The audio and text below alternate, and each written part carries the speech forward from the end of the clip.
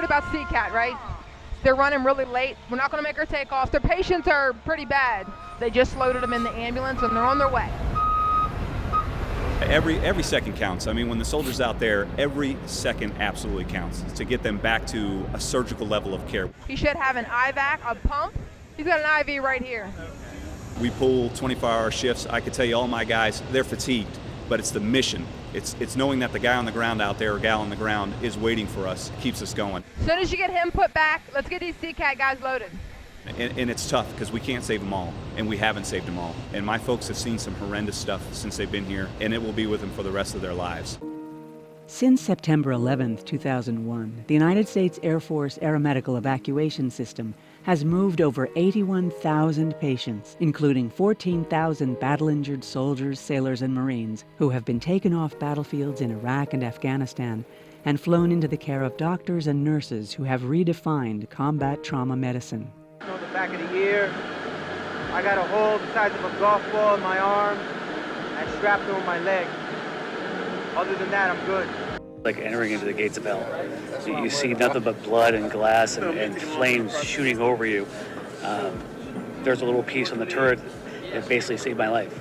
And at that time, you just realize that I don't know if I'm going to survive this. They have been ferried by aircraft to some of the finest and busiest critical care facilities in the world on aeromedical evacuation missions. The birds, the medevac plays a vital role because Oh yeah, they definitely do. I would be dead if we didn't have the medevac birds. I mean, that's saving people like myself.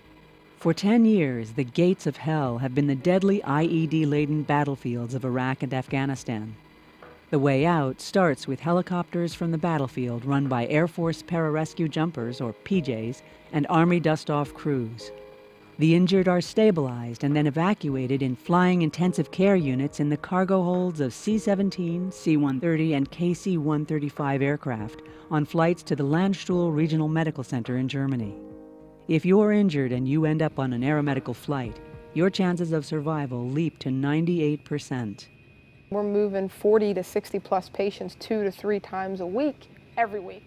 What I don't think that people understand is that influx that are coming in. I mean, it's amazing.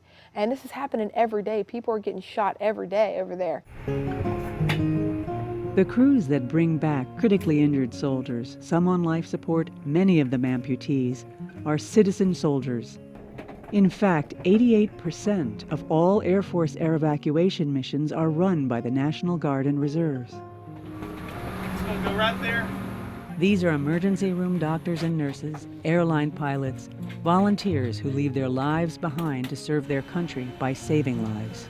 It means a tremendous amount because we actually get to take part in what in my opinion, is one of the most important missions going on right now, and that's getting our wounded soldiers out of the battle zone and to a safe place where they can recover.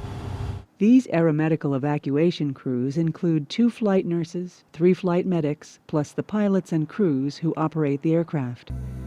They fly from the United States and Ramstein Air Force Base in Germany and track downrange through potentially hostile airspace to Iraq and Afghanistan to retrieve their precious cargo. In war zones, they dive steeply on classified combat landing flight paths to avoid ground-to-air missile strikes. Captain Grantham is at the controls of this flight from Germany to Afghanistan on a KC-135 Stratotanker that's manned by the Arizona National Guard. 150. Grantham crabs the plane in against a 40-knot crosswind that's howling out of the Hindu Kush foothills and across the 12,500-foot Bagram runway. Hey, you got 4 ground sightings. Very nice. Absolutely beautiful trips. Thanks, guys. The descent is steep, the landing a bit sporty, according to the pilot on the flight deck, but deftly handled, and we're there. Waiting on the ground is a seasoned colonel who oversees the aeromedical evacuation teams that get the injured on flights out of the war zone. Could we have a look at what the potential patients are for tonight? Do we have anything on the manifest yet? If you look back in World War II, it may take anywhere from 2 weeks to 30 days to get a patient back home. Now we can do it within 72 hours. You know, there's a step by step that gets them back to the States and gets them to where they can be rehabilitated. It's phenomenal. Within hours of our flight from Germany, 30 or so of the battle injured are loaded aboard for the 8-hour return trip. But who are these citizen soldiers? My name is Jodi Pritchard, and I'm a captain in the West Virginia Air National Guard. I am also a flight nurse with PHI Air Care Medevac here in Winchester, Virginia. All right, so once we get this offloaded, we'll bring off your other 3.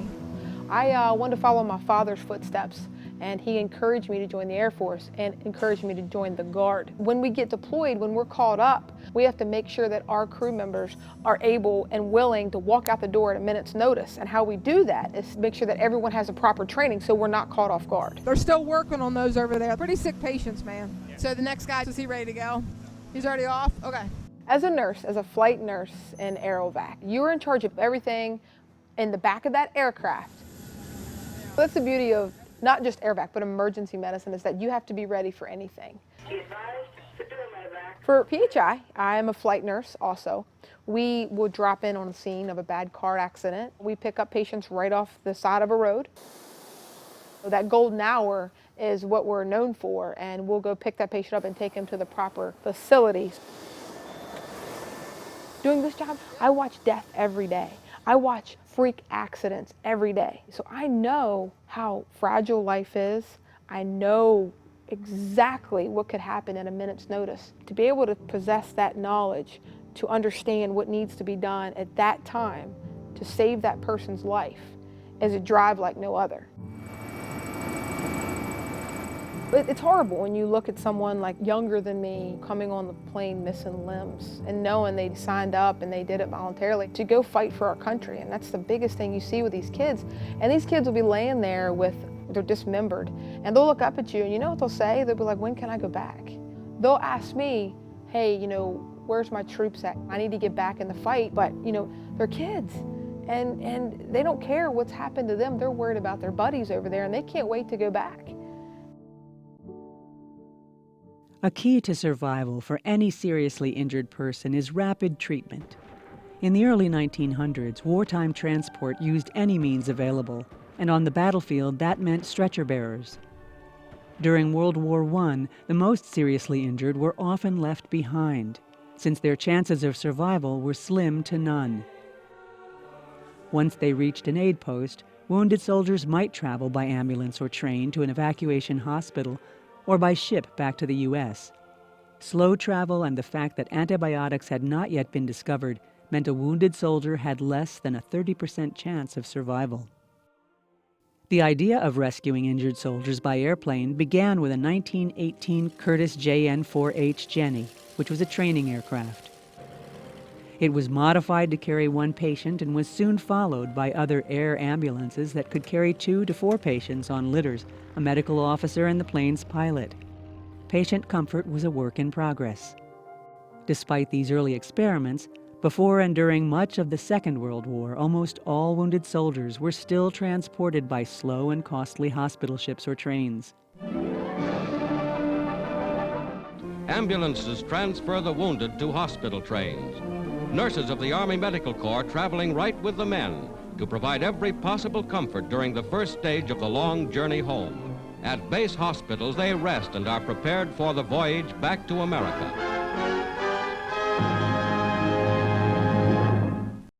With the global scale of World War II, the military began evacuating wounded soldiers in cargo planes that were returning from the battlefield empty. By the end of World War II in 1945, over 1 million wounded soldiers had been evacuated by airplane. The Korean War came next. I was in Korea itself for 14 months, flying the wounded from Korea to Japan. Put them on board the cargo planes and flew them to various hospitals in Japan. That got them their wounds tended to a lot quicker than they would have 50 years ago in an old ambulance. I wanted to help. My mother says, fine, go. She was behind me. I said, I'd like to go into the nurse corps. And went through that course in Alabama, and then I was sent overseas to fly the wounded from Korea to Japan, and for the wounded, I go back and do it all over again. As crippled up as I am, for any country, I would go and get on a plane and bring the wounded out if I could. I still have that same feeling.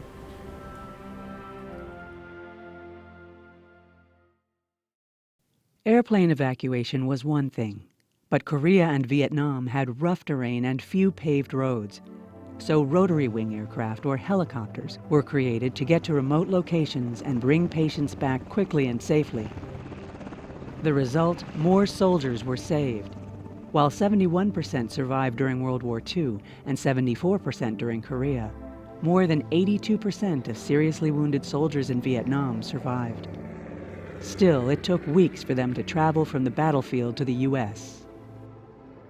The care that our troops are getting is saving their lives, even much more so than when we were in Vietnam. I was stationed there in 67 and 68.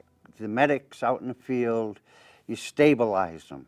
You got them back to an evac hospital. And at the evac hospital, then you had surgeons, but they weren't getting sent right away. I'd say a good week or so before they were stabilized enough that they could go ahead and get sent to Japan. So it wasn't as quick as it is now. By contrast, a soldier wounded today in Iraq or Afghanistan could arrive at the Level 4 Trauma Center in Landstuhl, Germany in as few as 12 hours and be back in the United States for complete care within 3 days of their injury. Their rescue starts with helicopter units that bring the wounded to trauma care within an hour, that golden hour after injury that's critical to saving life.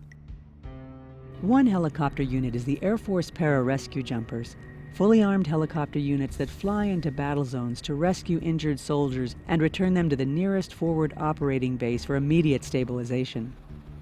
It's an extraordinary effort that often begins in rugged terrain in the midst of a firefight. If it's like at the top of the list, which is category alpha, or basically an urgent patient, we've got 15 minutes to get these rotors spinning and off the ground to get that guy wherever he is within our area of responsibility here. So, I mean, it's real quick. The fact that that person's hurt, your heart drops and you want to get that person as fast as you can back to somewhere where he or she can be safe. Once airborne, even though they're bristling with .50 caliber weaponry, the pararescue jumper crews are moving targets. This is aircraft 402, and it has a special place in my heart. We were flying it on a certain mission in Afghanistan in the mountains when we took enemy fire in a hover, and the aircraft itself carries some scars from that mission. We were able to patch it and keep it in service. We were able to land it that day, but one of the scars here on the tail rotor, right under the drive shaft, we took around that passed inches below a critical component on the aircraft. And in the cabin area here, we had two of our PJs who were attached to the hoist and ready to start being lowered down in a high hover when we took fire, an effective machine gun burst that hit us 5 times on the right side, once on our rotor. And then right here, you can see where it entered the engine and disabled our right engine, which is a critical emergency in the mountains with high heat, in a hover especially. And we were able to descend down the side of the mountain and save the aircraft, get forward airspeed, and be able to fly on one engine.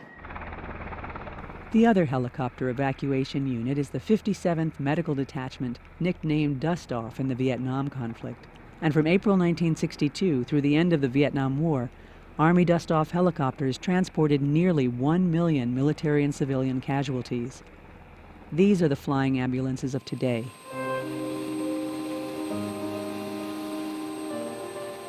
It's midday on the tarmac at Bagram airfield in Afghanistan, and the Dust-Off air ambulance teams prep their Black Hawk helicopters for a bandage run from a forward operating base to Bagram. It's called a bandage run because the patients have already received some trauma care at the Level 1 base where they're being picked up. Unlike the pararescue jumpers or PJs, Dust-Off units aren't heavily armed because they fly as Red Cross units under the Geneva Conventions. Still, their work can be fraught with danger. Today we're headed to Ghazni, southwest of Kabul, to pick up 4 patients. 2 are U.S. soldiers who suffered concussions in an IED blast. We're also picking up an Afghan soldier who was shot in the leg. We don't do this mission alone. We have had to fight our way into those patients using attack helicopters or even the ground force to try and secure at least an area at a period short enough to where we can get in, get the patient, and get out. That always doesn't work out, thus why 5 helicopters have taken rounds.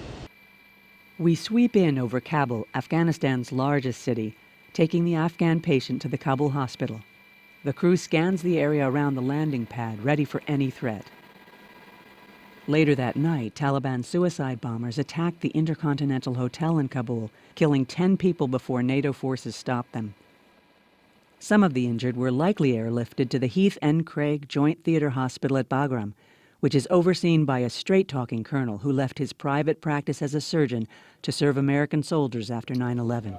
All right, we'll start off at the front here. We've learned a tremendous amount on what to do and how to deal with combat injuries. If an individual, whether it's U.S. serviceman or Afghan that's fighting in the battle or coalition individual, if they get to Bagram, there's a 98% chance that that person will survive.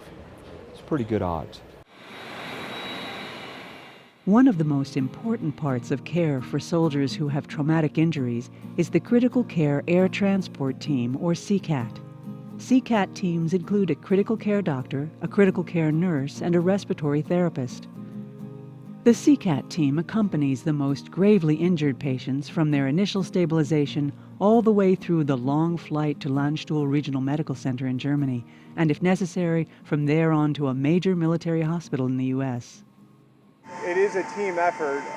None of us are able to take care of these patients alone. Sometimes we're dealing with multiple patients who have ongoing issues. They are so close to the point of injury, sometimes within hours of their injuries, and we're taking them on an 8-hour plane ride to get them to Germany, and they're still receiving care, actively getting care. We're giving units of blood, we're giving them medications to keep their blood pressure up, and we're actively trying to control their pain, which a lot of them have a significant amount of pain. It's unbelievable how quickly we're able to get these people from their initial point of battle injury all the way back to the United States. It's the most gratifying job in the world. It truly is. There is nothing more gratifying to take care of these kids.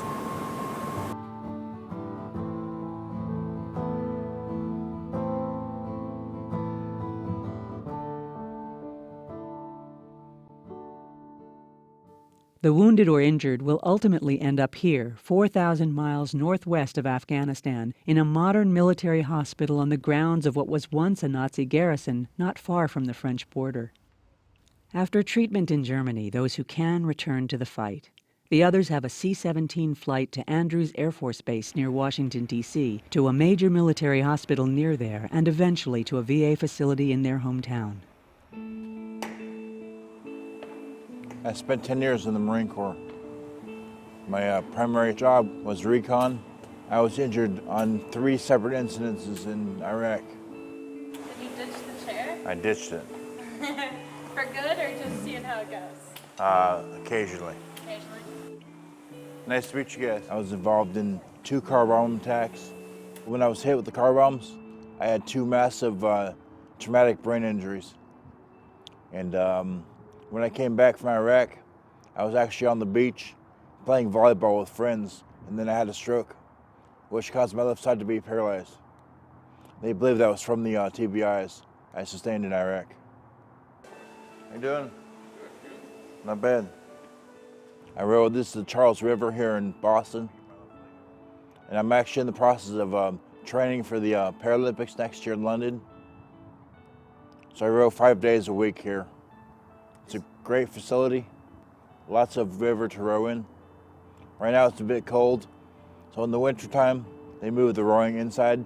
We use the machines called the erg, because I row one-handed, because I just have the use of my right arm. My left arm is still under rehab. I also could not walk after my stroke, but I can walk now. So the rehab is 1 day at a time. What do you want your... Can I get that set to 15,000? Good. Okay. All right. All right, Carl. Thank you.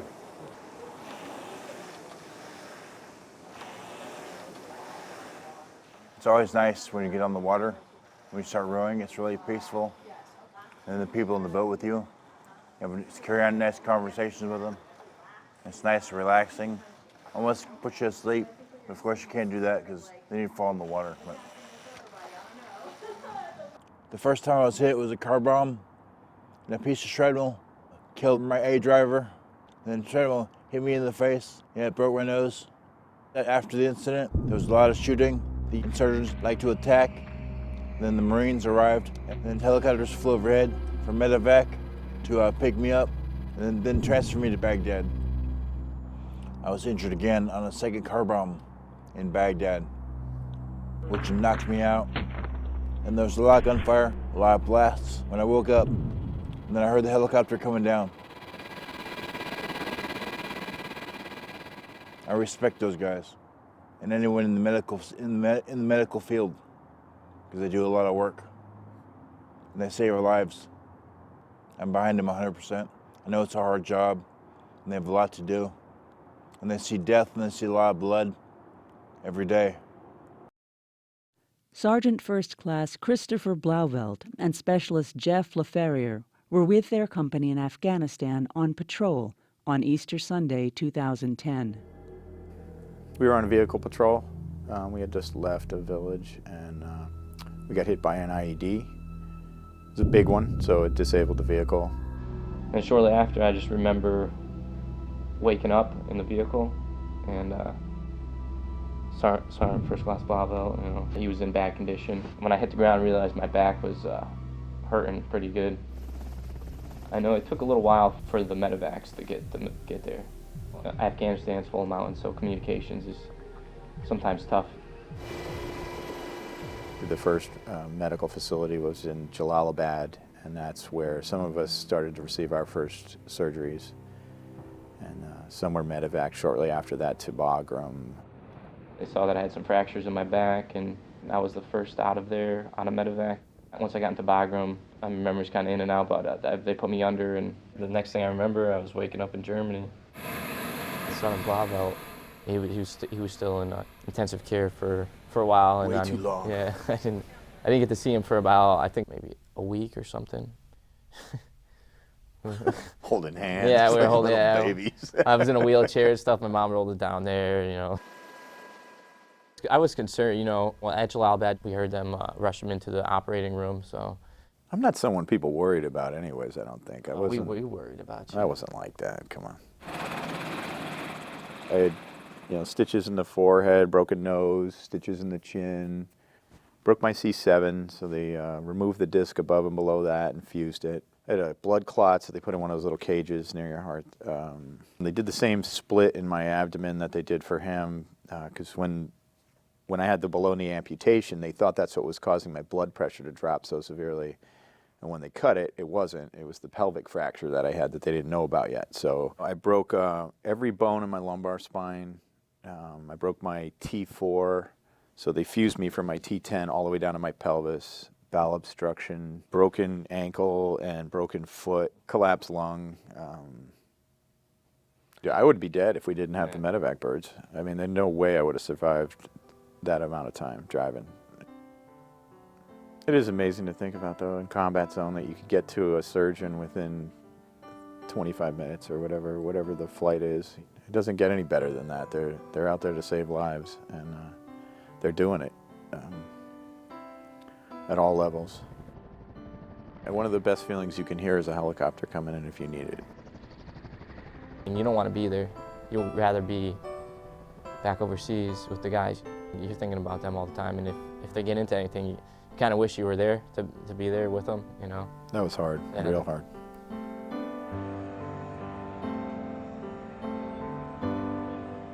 They're so resilient. You would be amazed at the folks that say, "Ma'am, when am I going to get better? I need to get back to my men and women. I need to get back to my troops." The camaraderie here, the dedication is phenomenal. All right, here we go. So this is the best part. I get to borrow my neighbor's puppy dogs and we get to go for a walk. First of all, you have to be the nurse. And the reason why is because they need you right there and then. You do not have time to cry. You do not have time to feel. You basically put those feelings in a box and you put them over here on the counter. All right, let's go back now. We can't stay out too long. I think war affects people in different ways.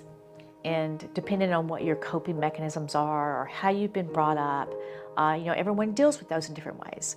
As far as the caregivers that we are, and the feeling hearts that we have already. You know, sometimes it is hard for us to see so many folks injured, but we support each other, and I think that's what helps us when we see the things that we see, and the fact that we're able to somehow have an impact and make people better. That gives us strength, and that gives us the reason to want to do this again.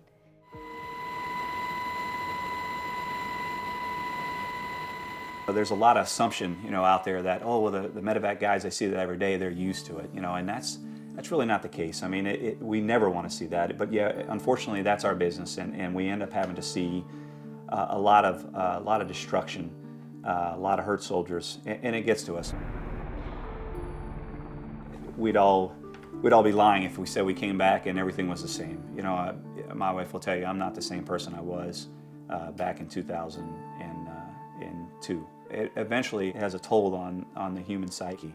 You learn coping techniques, but a little piece of you never leaves there. A little piece of you, you're always thinking about it. Every day I wake up and I hear about things that have happened over there, and you kind of regret that you're not there to help out. Come on, come on. My wife, she is really the strength that keeps me going, without a doubt. And every soldier, I mean, their family is their core. That's that second motivator besides the mission that keeps us going and doing what we do, is because we're doing this not only for our country, but for our families as well, and for our children, in hopes someday that they never have to see what we have had to see. The Aerovac teams work year-round, 24/7, missing holidays, family events, and the births of children. It's a greater purpose, and my family totally understands what the mission is, and they're willing to part with that. And to me, I know I'm not home with my family, but I'm together with people that have earned my undying respect.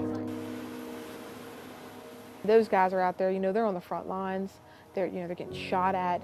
They're the ones that I have so much passion for. I mean, just be given the opportunity to take care of America's finest is what drives me. I tell my soldiers that this is one of the most rewarding jobs they're going to have, probably one of the most stressful jobs they're going to have, but there's no greater calling than that to save your fellow man or woman. When you're out there and you're with these young men and young women they're basically giving it all, we are proud, we are honored to be able to take care of them when they're hurt.